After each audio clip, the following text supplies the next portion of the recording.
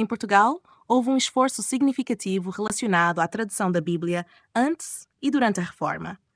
Embora Portugal tenha permanecido como um país católico e não tenha sido diretamente impactado pela Reforma Protestante, há figuras importantes ligadas à tradução e disseminação das Escrituras no país.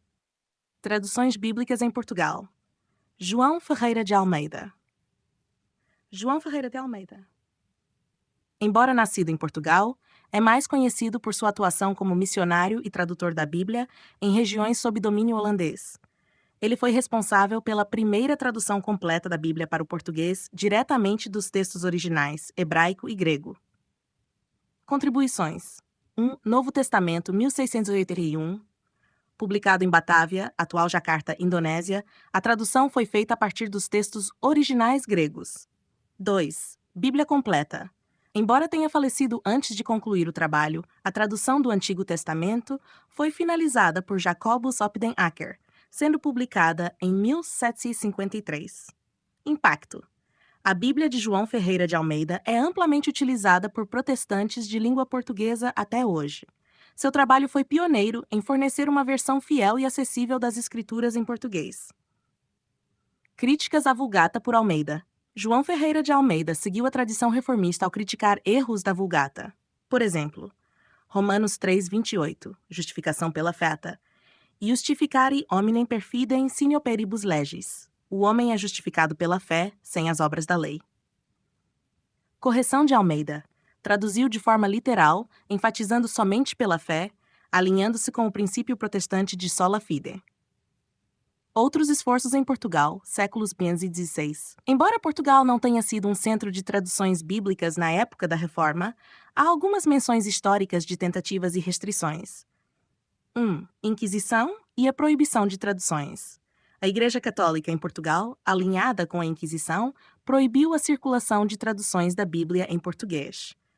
Essa restrição limitou os esforços de tradução e disseminação das Escrituras. Influência da Reforma. Algumas traduções clandestinas em português começaram a circular em Portugal, vindas de países vizinhos, especialmente da Espanha e das comunidades protestantes na Holanda. 3. Críticas às versões latinas na Universidade de Coimbra. Alguns acadêmicos portugueses levantaram críticas à Vulgata durante debates teológicos, mas não houve tradução formal significativa dentro do território português no período pré-reforma. Conclusão.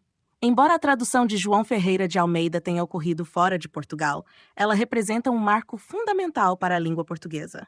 No território português, o controle da Inquisição impediu esforços significativos de tradução, mantendo o latim como língua oficial das Escrituras até o período pós-reforma. Se precisar de mais informações, João Ferreira de Almeida e a tradução da Bíblia em português. João Ferreira de Almeida, 1628-1691, foi um teólogo, missionário e tradutor português que desempenhou um papel crucial na história da tradução da Bíblia para o português. Sua dedicação aos textos originais e à disseminação das Escrituras fez dele um marco para as comunidades protestantes de língua portuguesa. Infância e vocação, nascimento.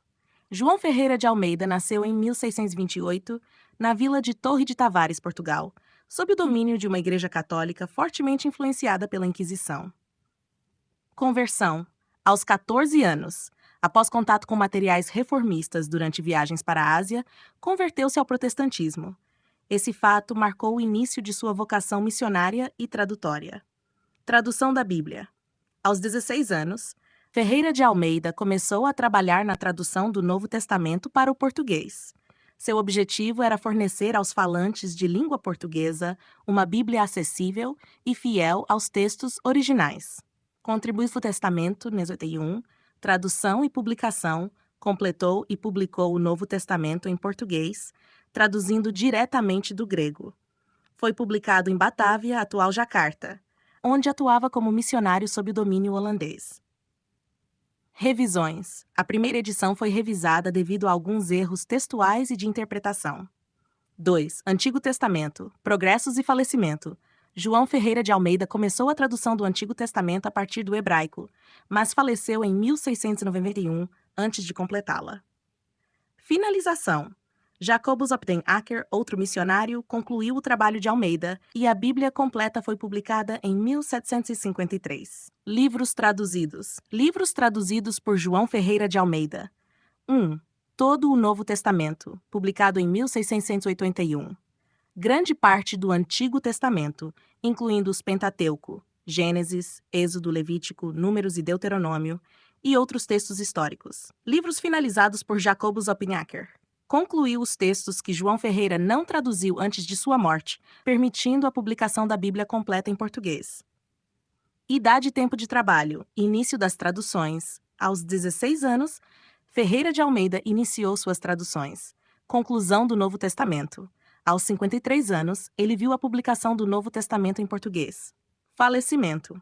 Morreu aos 63 anos, em 1691, após dedicar quase 47 anos ao trabalho de traduzir as Escrituras. Principais críticas e revisões.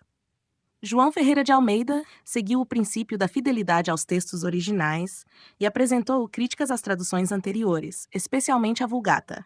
Exemplos: 1. Romanos 3, justificação pela fé. Traduziu como o homem é justificado pela fé, sem as obras da lei, enfatizando o princípio de sola fide, central na teologia protestante. 2. Mateus 4,17, chamado ao arrependimento. Traduziu como arrependei-vos, em vez de fazei penitência, corrigindo a interpretação que sustentava a prática de indulgências. Impacto e legado. 1. A Bíblia de Almeida tornou-se a primeira tradução completa da Bíblia em português diretamente dos textos originais. É amplamente utilizada pelas comunidades protestantes até hoje, especialmente na versão revista e corrigida. 2. Influência missionária. Além de tradutor, João Ferreira de Almeida foi um missionário ativo, promovendo a disseminação das Escrituras em regiões da Ásia dominadas por holandeses. 3. Relevância histórica. Sua obra marcou o início da democratização do acesso às Escrituras para falantes de língua portuguesa, rompendo com séculos de exclusividade da Vulgata em contextos católicos.